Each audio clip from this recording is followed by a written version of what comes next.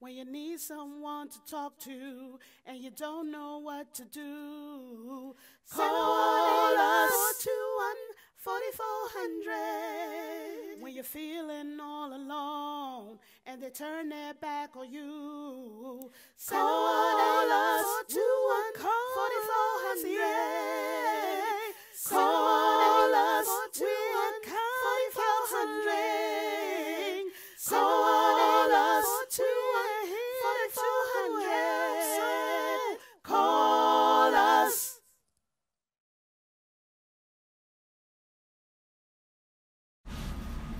Yeah, this is Con Counseling on the app with your host Cammy Roberts, Fred Charles, the Queen Danya, and your boy Deshaun D. Devontae. Let's go, Cammy. Let's go. All right. So, we just want to welcome everybody to the podcast. Con Counseling, we're a mental health organization where we address everybody's needs. That's what I'm talking about. That's what I'm talking about. Yes. All right, so get them insurance and that money ready.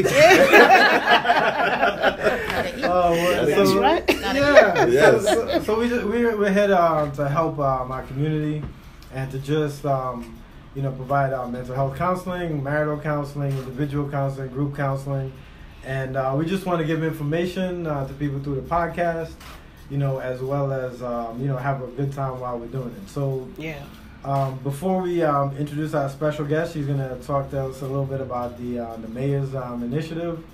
How's everybody doing? We're good. Everybody's good. How you doing? Y'all getting ready for Father's Day? Yeah. Father's Day. Yes. Father's Day. Now, on our last podcast, you said my mother's. Yeah. It wasn't a Mother's Day. It was Mother Days, right? Mother Days, yes. Now- Mother's Days. Mother's Years. Hey, that's a good one. That's a Mother's good Year. one. Okay. That's a good one. That's good. What would you want for Father's Day, Cammy? What I want for Father's Day? Yeah. Actually, I just usually like a peaceful day, but at the same time, I want like attention, but I want quiet. So it's kind of I don't know. Now, the Queen Danya was talking about, she wanted a spa day. So I for Father's Day, I think the women should be our masseuse. You know what I'm saying? Wow. I'll rub my feet. Give me a pedicure and manicure. That's what I want. That's on the next podcast. Okay. Yeah, Just that's saying. for the next podcast. Just saying. You want what for Father's Day? Yeah, Oh, wait a minute. Give me a pedicure and a manicure. I can't give personally. massages. I have carpal tunnel. I get a Groupon. They always come up with anything. Listen, that ain't gonna work. Sorry, that's just not gonna work. No. I'm going to irritate my carpal tunnel. Go on the wig. No, it's not gonna work. No. Okay. Figure something else out. Yeah. So we still working on Father's Day. Yeah, we're working on Father's Day. Don't worry, So we got y'all. We're missing one person today, Mr. Fred Charles. Yes. Fred, we hope you feel better, man. Yeah. He looked terrible this afternoon. Get well soon, So Fred. that means he was taller. He was taller? Oh, he got shorter. how they Which go one? on. Which one? He got taller or shorter? We miss you, Fred. Yeah, we miss you, Fred. Come back soon. Yeah, we We got need no our words. word of the day. Yeah, we need our word of the Yeah. day. We're Yeah. just uneducated without Fred. Yes, we are. Simple We are. words. Definitely All right. So, anything you guys want to mention before we introduce our guests? Anything going on? Anything special? Oh, by the way, Got nothing special. I forgot to mention our special photographer, Mr. Steve. Yes, Steve. Did I say your name right? All right. He's Bon behind the camera, but he does a great job. Yes. And we just want to shout him out. Yes. What's Steve? Woo! What's your Instagram tag? Say it again. SteveB.photos. All right, Yeah, man. that's So what's he's up, doing man. this thing, and we just appreciate all the good work, Steve. So Yes. Thank you, Yes. sir. Woo! All right. Money soon to come. oh, The God. check will clear. All right, so today we have Miss Michelle Moe. That's what I mean. Right. Yes. Let me just say a little bit about Miss Michelle Moe. All right, so Michelle was born in Trinidad, West Indies, and she grew up in Brooklyn. She began her career as a budget analyst at the New York City Office of Management and Budget. And budget, that's right. Okay, all right. And from there, she transitioned into working as a healthcare administrator at Kings County Hospital. Yeah, big titles right there. Big titles. And currently, Michelle is the outreach manager of the mental health first aid program. Yes. And today she's here to talk to us about that and We're very thankful that she took the time to come. So let's welcome Miss Michelle Moe. All right, welcome. It is my pleasure to be here. Welcome. All right, Yeah. okay. So, Michelle, well, tell us a little bit about how did you get into the mental health field? How did that whole... How did that whole thing happen? Yes, how did that whole thing happen? Well, I have to say that it was not something I expected at all. Okay. I have to say I believe God has a sense of humor because I am the last person you would ever expect to be in mental health. I was one of those people who looked at people who struggled with mental illness as those people. Okay? So, I mean, during my career, you know, I thought I would just end up working in healthcare administration. You know, I went to Midwood High School, and I was in their med-sci program. Not that I wanted to be a doctor, but I always knew that I enjoyed health. Then when I went to college and I thought that I wanted to be a social worker, I was actually in the, I did my internship at SUNY Stony Brook University Hospital. Then realized social work wasn't for me. So then I ended up going to graduate school, getting an MPH with a focus in community health planning. And I thought, okay, I'm going to go out there and I'm going to do work for healthy communities, but ended up as a budget analyst. And then after that, I went to Kings County Hospital and was doing my thing in regular health care until one day I was at a meeting with a woman named Dr. Jill Bowen. I will never forget her. And she was a senior administrator in behavioral health. So we're sitting next to each other like I'm sitting next to you, Danya, and I looked over and I said, how do you work with those people? Heard what I said? Those people. And she turned to me and she said, you know, Michelle, I actually look for the person inside of the person, because she said, I know on some level they know something's not right and they want to get help. And actually that shifted everything for me, because now I stopped looking at people who are struggling with mental illness as those people, and just the way that she framed it, I saw them as people who were brave, people who knew something wasn't right, and they actually went to get help. And this was back in 2003 when there was so much stigma. So imagine if you're going at that point to get help. That said to me that these are people who are courageous. So a few years later, there was a special project for me to go and work over in behavioral health at Kings County. And my 8-week project turned into 8 months. And during that time, I got to learn all about behavioral health. I got to know the staff, I got to know the operations, and started to fall in love with this field, which was surprising to me. A couple years later, an opportunity presented itself for me to become the administrator for a behavioral health clinic. And it was there that I got to see what happens when somebody's able to get therapy, when they're able to get help, get the right medications. I mean, it can be life-changing, right? And then at the time, they had renovated that building, the clinic, and they put behavioral health on the 5th floor, the top floor, because they didn't want them to mix with the other people, right? But since then, thank God, now people are now co-locating medicine and behavioral health because they see that there is a, you know, mind-body connection. Okay, so I did that and really enjoyed it, learned a lot of stuff, and then transitioned over into working in mental health first aid, which I have to say I absolutely love. Like, why do I love working in mental health first aid, right? So, well, before you say that, what exactly is mental health first aid? Well, I was just about to tell you. Oh, I'm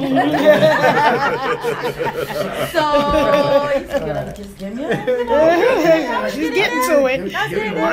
So, mental health first aid, it's a free, and I'm going to say it again, free, and I'll say it again, free 8-hour class where everyday New Yorkers can learn the signs and symptoms of common mental illnesses. So you learn about depression, anxiety, bipolar disorder. You'll learn about psychosis and substance misuse.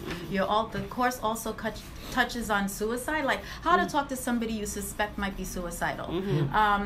The course is actually designed to, I would like to say eliminate the stigma, but at least reduce the stigma associated with mental illness. I mean, if you think about it, 1 in 5 people struggle with mental illness, right? So how many of us are in this room today? 1, 2, 3, 4, 5, 6, 7. So that means at least somebody in here might be struggling, or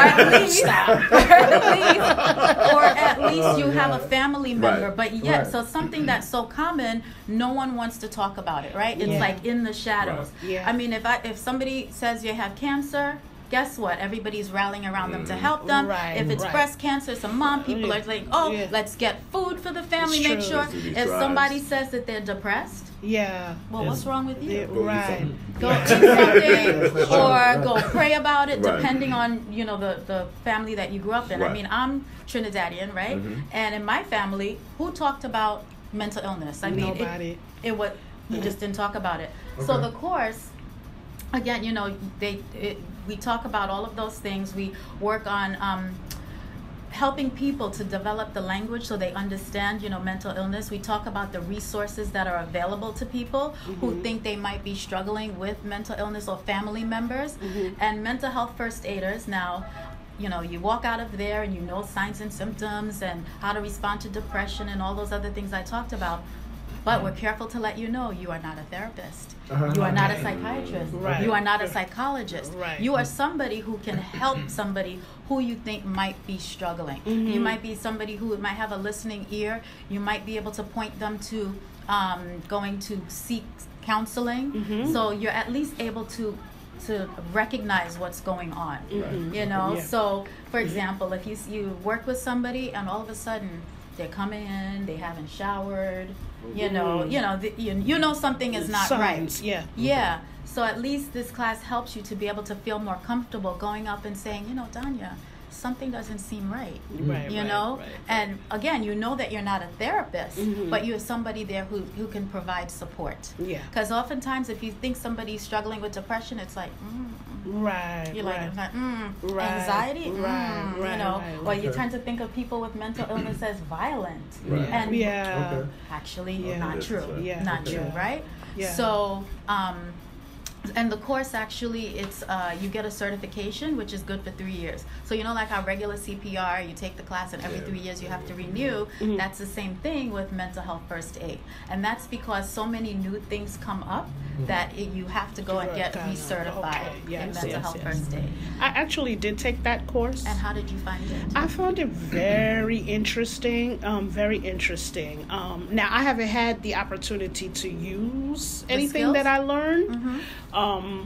And I think too, there's a little bit of trepidation there because you're kind of like, should I approach that person? Because you don't know how people will react, so there is still, so I don't know, maybe if could be another component where they kind of, teach you how to approach the person, how to begin to engage the person, because I know that's my thing. I'm just kind of like, I don't know if I'm going to go and talk to, like you said, that person, quote unquote, because, there's still a little fear, I guess, Yeah, I mean, I would imagine that. So, for me, especially if you don't know the person. Actually, you know what? I realized I took the course, and then because I'm the outreach manager, I've gone back again, and I sit now and I observe, and I realize that, I learn new things every time and then become more comfortable. So that if you do if you take it the first time and you feel like, okay, I mean, there's a lot of information that you get. The second time you go, you'll see that you'll pick up on different things. Okay. Like this last time that I was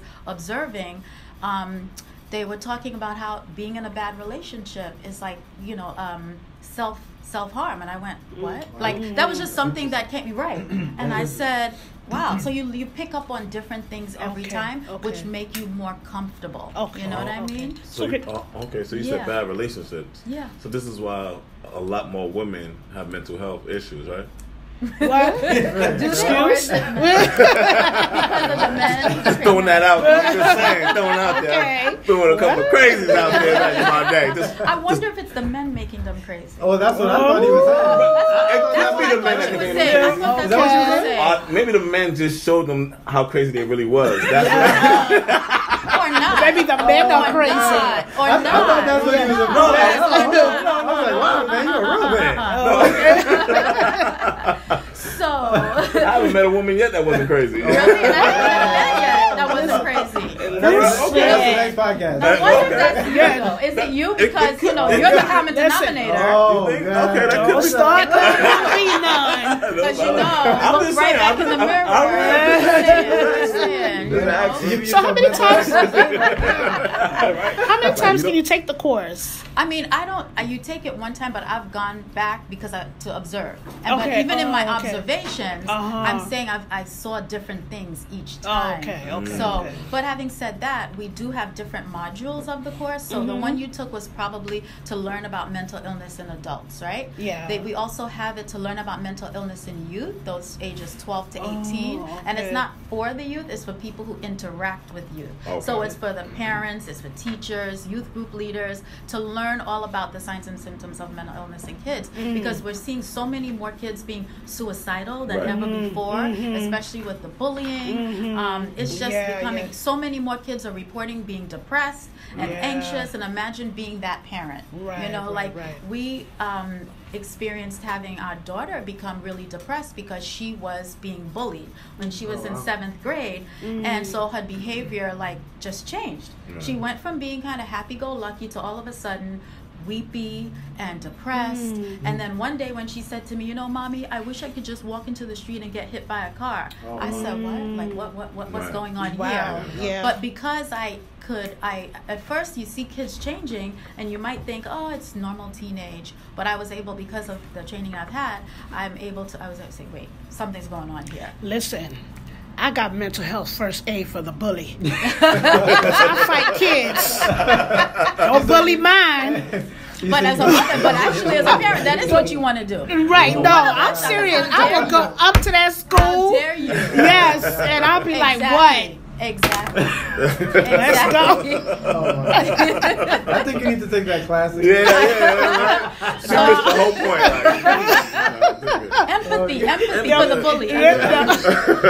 Bully has issues too. Okay. Yeah, we're going to fix those issues real quick. It's true. So anyway, so we have the module for the adults, for youth, for older adults to learn about mental illness in those 65 and older, so often a forgotten group. For higher education, those who are in college age, for veterans, and for public safety, so for security guards, NYPD, people like that. So amazing course. We actually, this mandate, we are to train 250,000 New Yorkers, and so far we've trained 110,000 people throughout the city. So what we're finding that's happening is that we're able to have that mental health conversation so much differently now. That actually, think about it, rewind the clock 10 years, people weren't talking about it. It was kind of like over in the corner, right? Right, yeah. So we've actually conducted this training at Google. We've done it at JP Morgan Chase. Really? Yeah. Wow. Yeah. Pfizer. We're worked with so many city agencies. We've done at most of the CUNY campuses. We've conducted the training. Department of Education, HHC, Kings County included. Shout out to Kings County. So many NYPD, FDNY, you name it. We've done it. Many community agencies. So if you heard of Sanctuary for Families, Services for the Underserved, many CBOs, many faith-based institutions. We've done them all throughout the city. Yeah. Faith-based institutions. Actually, let me ask you about that, because talk about that. I love it. I remember when we opened up here, and I started going out to the churches in the community to offer my services. And I got a couple doors slammed in my face. Oh, yeah. So how long ago was that? 2 years ago, maybe. That was 2 years ago. Okay, yesterday. So you guys have they've opened their arms to you? Oh yes. Really? We've had a couple of churches along Flatbush Avenue. We've had quite a few, from the churches that are have maybe 25 members to even more. You know, Lenox Road Baptist Church, they've done it. You've heard of them, right? Right. I think Clarendon Road has done it. We just did a training a couple days ago at Hillsong Church. Really? Yes, Hillsong for their staff. They're going to do it for their volunteers. So interestingly, faith-based. When I started doing this in 2017, it was a mixed bag. We would get some people who were like, oh, this is great, when can you come? And then we had others who were like, no, I don't think so. But recently, we haven't had to do as much outreach in the faith-based community. We've got a lot more in-reach. That's what I call it. They're like reaching out to us. So what we hear is, I attended the training at XYZ church. Now I want you to bring it to my church. Today, they are training at Emmanuel Baptist Church. Yeah. So we're doing quite a few, not just churches, but we've also done in mosques, other faith-based, I think, Buddhist temple. I mean, so we're trying to do more work in the Jewish community. So yeah, I mean, there's a lot more interest, and a lot more. So now you may not get as much pushback when you go to certain faith-based institutions and tell them that you're offering your services, because now after they've taken this course, now the stigma is removed, and now they're going, well, where do we go to get help? So they can go to Kind Counseling to get help, right? So So I mean, I still notice that with black men, there's still a stigma in terms of coming to get counseling. I mean, there's statistics show that men, like 85% of the time when a man goes to counseling, is because it's either his wife, his mother, his grandmother sends him. That's right. So the thing is, like, guys are coming into my office, and let's say it's couples counseling, and they're like, I ain't trying to be here, basically, whereas the women are like, well, we need counseling. Exactly. Right? So with mental health first aid, interestingly, the numbers are bearing that out, because only about 25% of the people who've taken this course are men. Right? So we're actually trying to do a lot more work to try to get more men, especially black men, to come and take this course. So we do have an initiative called Brothers Thrive, where we're working with, is it 4 or 5 of the fraternities? Who is it? What is it? A Phi A, Alpha Phi Alpha, and Phi Beta Sigma. Anyway, so we're working with them to promote this training among black men. When we did our Brothers Thrive kickoff launch last year, we had a room full of 40 professional men who came to take the training. And, some of them were part of those fraternities. And I have to say, I went. I mean, I'm the Sister Strive person, but the Brother Strive person was on a cruise, so I had to be there. And so I thought, okay, this is going to be like, the men are just going to sit back and be like, yeah, whatever. Boy, was I wrong. Let me tell you, these men, they opened up, they shared, they actually were really bonding with each other. I mean, it was truly transformative. I would say all of the men there, they left there changed and ready to talk more about mental health. One of the guys there, he was administrator at Medgar Evers, and he was like, I need to bring this training here. I mean, there's a lot of interest, but still it's more difficult to get the men to come together to get the training. But there are seeds of change, because there was Baraka Baptist Church, the one on Flatlands. Last November, they had a men's ministry meeting, and it was devoted to mental health. Totally and completely, the whole day was mental health. So, and that's a Haitian church, right? So see that happening in a Haitian church says to me something. There's a shift going on. We have a lot more work to do, right? That's big. I mean, for it was Haitian. a whole day. My friend, he's a psychiatrist, Haitian psychiatrist, and Christian as well, and he was one of the speakers there, and I was just like, wait a minute. And I had to actually stop and pause, because, I was so busy helping them get the materials and whatever. And I said, wait, these are black men. These are Haitian men. Wait a minute. Talking about men. Wait. What's going on? It's big. It's so big. there's a shift going on. There is a shift. So I do want to say that if you're interested in taking the course, anyone who's listening, you can go on to nyc.gov/MHFA to register for the training.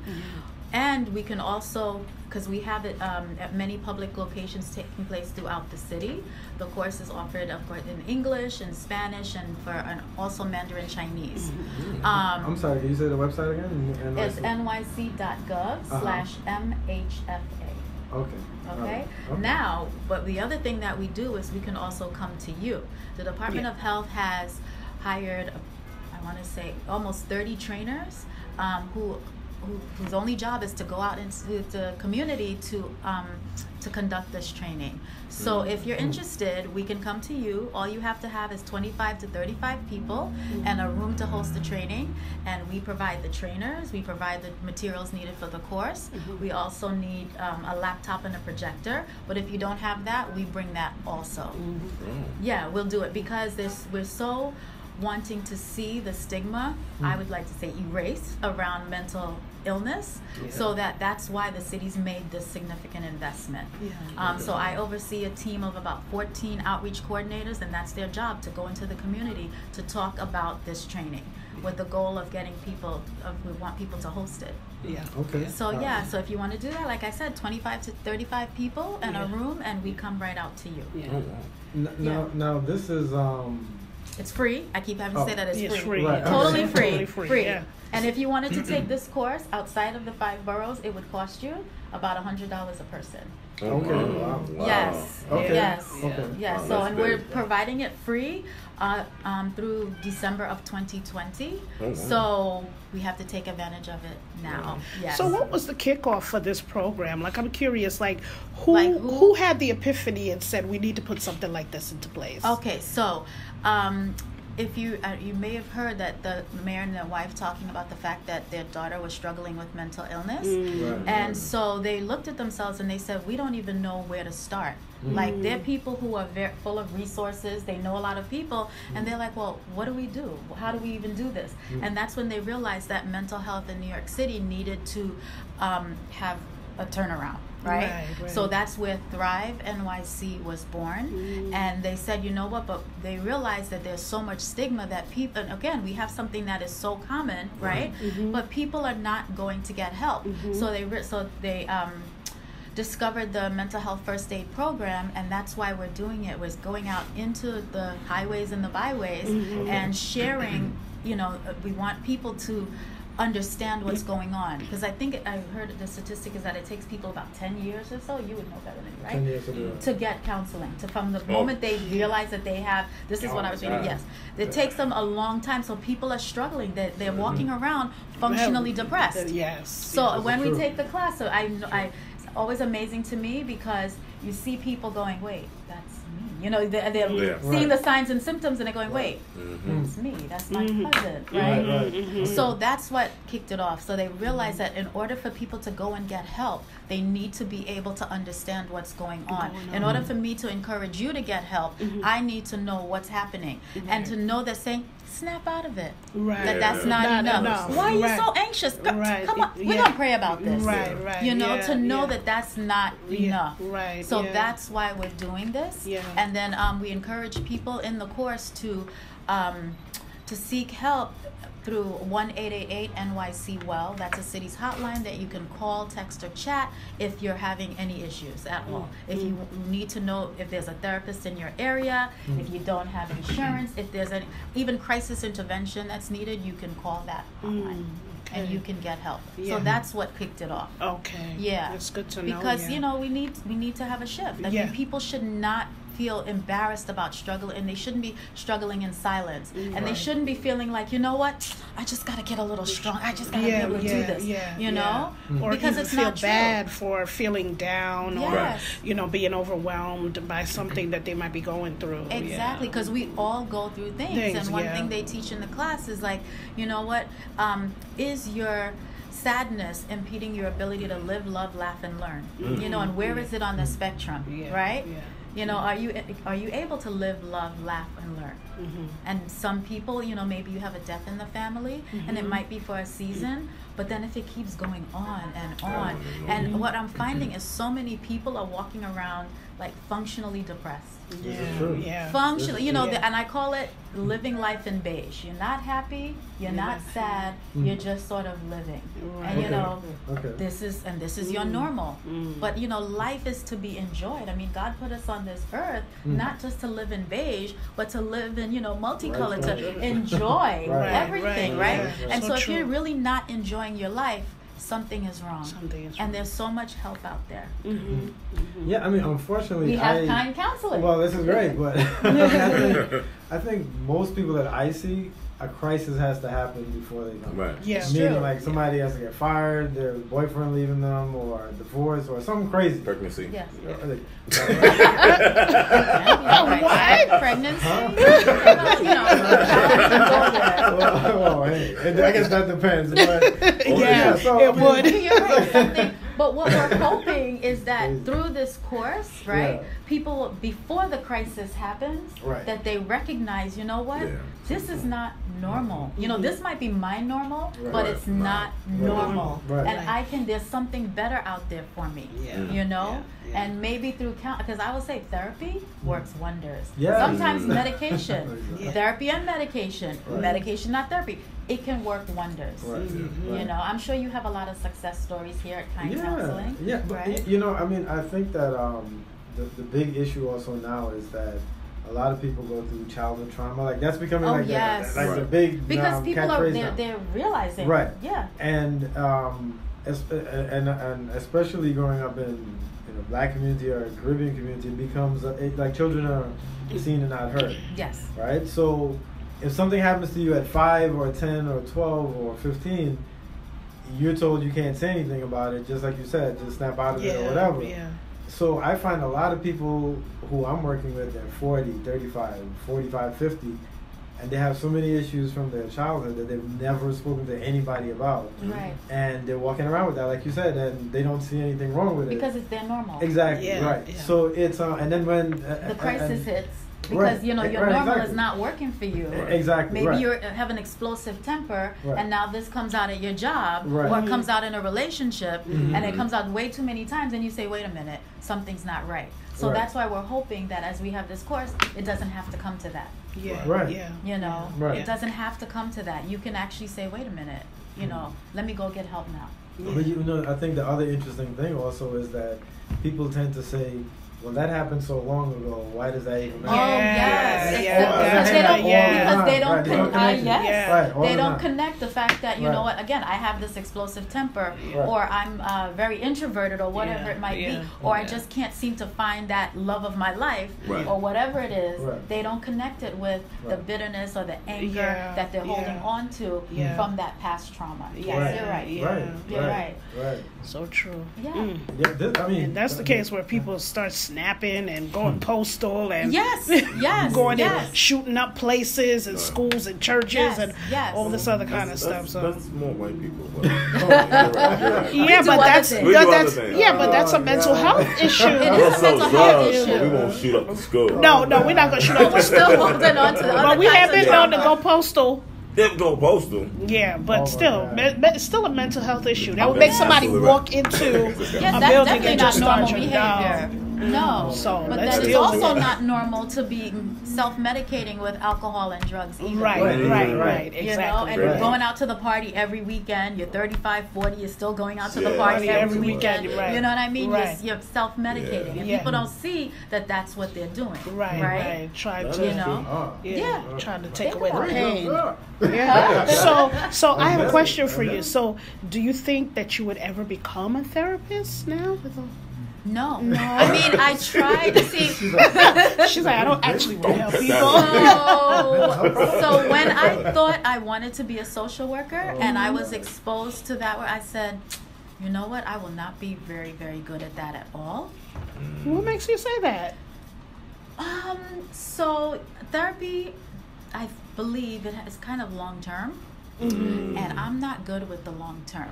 Okay. I'm good with the short term. Okay. Better if I have to do that. Yeah. Right, I got So you. yeah. Okay. So I feel that my role is to help people to be able to know that this is a kind of thing that exists. So Okay. I've always been the administrator, the person who's pushing, but not the direct care Right. Care Yeah. person. Okay. Okay. You know, you have to know your strengths. Right, right, And I right. know Yeah. my strengths. Okay. And to be supportive and to do what I'm doing now. Right. And to yeah. let them know they need to go get They help. need to go get Okay, help. but And I'm not the point person them. that's gonna help you. Exactly. Not on a long-term basis. No. Okay. Because sometimes therapy, you know, it's a year, it's 2 years. Yeah. Like Yeah. one of the therapists, she said to me, she had been working with a gentleman for 5 years Mm-hmm. before he felt comfortable enough to talk to her about the fact that he felt that he was gay. 5 years going 5 weekly, years. weekly before he felt that, okay, I can talk about this. Right. So sometimes it takes a while for people to even be able to. So so I get it. Yeah. That's true. Right? Wow. Yeah. Yeah, very true. And there's no like set date. No expiration date. Like you have until this time to get this out. Looking at you Right. like, There isn't any, you "Bro, you better know? let me know something now." Right, exactly. We want to know right this moment. Right, Right. because the thing is, because Right, like right. when people have been violated or their trust betrayed, Yes. and they kind of take this stance like nobody's gonna hurt me Yes. again, right? That's Nobody's gonna true. get close to me. So, Yes. so like you said, it's like they put you through so many tests before they can see if they can trust you or not. Right. So, and that might take years, like you said. Right. Right. Yeah. You know, Yeah. so- And I don't think I have that patience. Okay. But you know, the thing is, you Yeah. have to know yourself, right? Right. That's true. Right. Right. Yeah. Wow. Would That's you become a understandable. therapist? I think I actually could be. But Because you know, as mothers, we kind of are therapists. yeah, but listen, I'll tell you, There you I never appreciated therapy and counseling until we partnered in this business because I was like you, like crazy, they like crazy. But you know, just being here in this setting on a daily basis, I've developed a compassion for yes. people, you know, walking in, and sometimes you could just see the heaviness Right. on people. You know, I don't give any therapy, but I have heard a lot of stories in the waiting room, Yes. and there are times when all I have to say is, "How you doing today?" and the tears Everything start come out. flowing. Wow. Yeah, sometimes it's tears, But you see- uncontrollable tears, and you know that my Yeah. heart goes out. Of course. You know, and people Of talk to course. me and tell me their problems anyway. Anyway, right. So Right. I think I could do And it. so I feel like to you me- should get financed for it. I think I so. feel like I should be paid. You should. Oh, You yeah. know, paid? but What? Okay, we're gonna talk about that. that's the next podcast. But I have to say, but what I, You know what? Let me start making some money over there. Anyway. Shoot, I'm getting when fired. you That's the next see, podcast. I know, right? That's the next. What? Donna's getting paid. No. When you see the people who are coming in the waiting room, you know how I see them as people who are really brave. That is. That's Okay, true. Walk through these okay. To doors. walk Yes. through these doors because Yeah, what you're saying is yes. I need help, Help, and most yeah. people That is true. they're not humble enough to 'Cause say every time that. I We come want here, to I like look around try to before. help. Yeah. It's so true.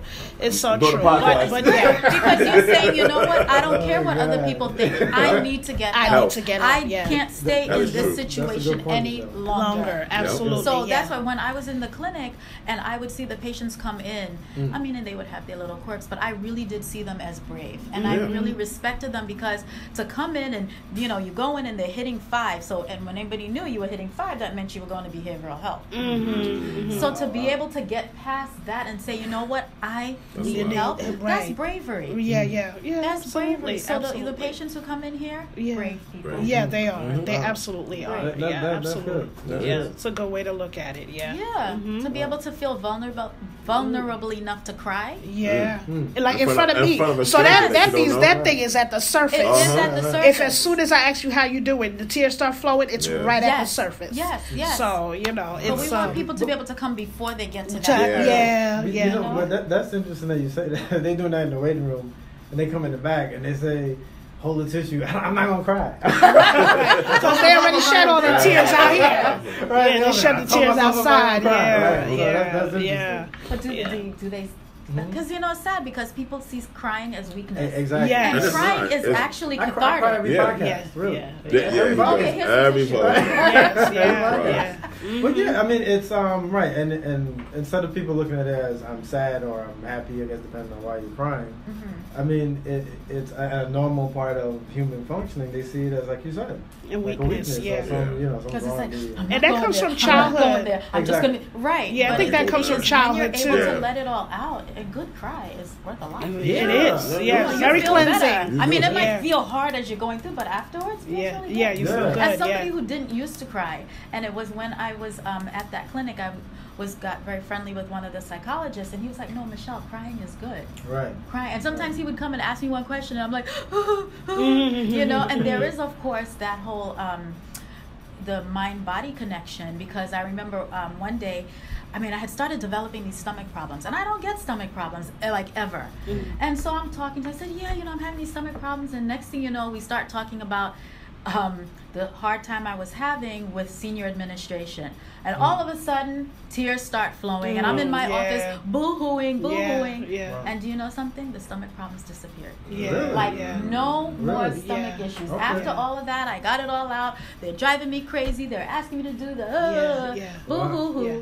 And no, I don't want to Because minimize it, right? sometimes- And then no more stomach issues. yeah. So many people, they're walking around with stress-related physical Issues. issues. Going to the doctor, the Right, doctor can't right. find what's wrong Wrong, with you. and it's nothing but It's stress. because of stress. Yeah, Because so of true. stress. Because it That's good, manifests that's in the body when you Yeah. don't get it out. Something else you learn in mental health first aid about Yeah, that, yeah, you know, no, to it's plug true. it again. Yeah. But it's true. I mean, and I That's good. remember that. I was like, wait, no more stomach problems. Gone. Wow. Okay. Wow. Gone. Wow. That's good. Amazing. That's good. That's amazing. Wow, listen, Michelle, listen, oh my goodness, I feel like I could ask you like 100 more questions.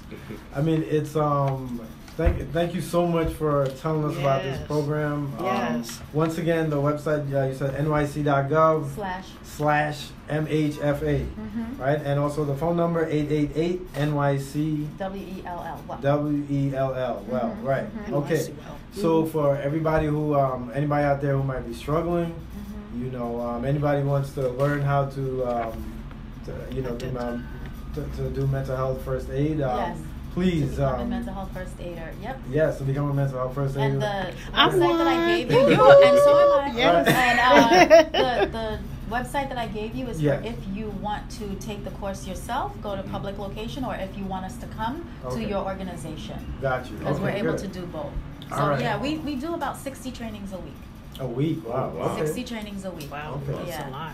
Wow. Oh, yes. So listen, we want to thank you for coming. Yes, for having thank me. you. Yes, Thank and, you so much. We appreciate all the information. I mean, Yes. this has been really interesting and really informative, and you know, we're going to be sure to share the information with our people, and you got to come back again sometime. Okay, if you'll have me back, I'll definitely come. Yes. Of course, of It course. was a lot of fun. A lot more fun than I thought it was going to be. Okay. All right, so we will see you guys in the next podcast. All right. All right. All right. All right. All right. All right. All right.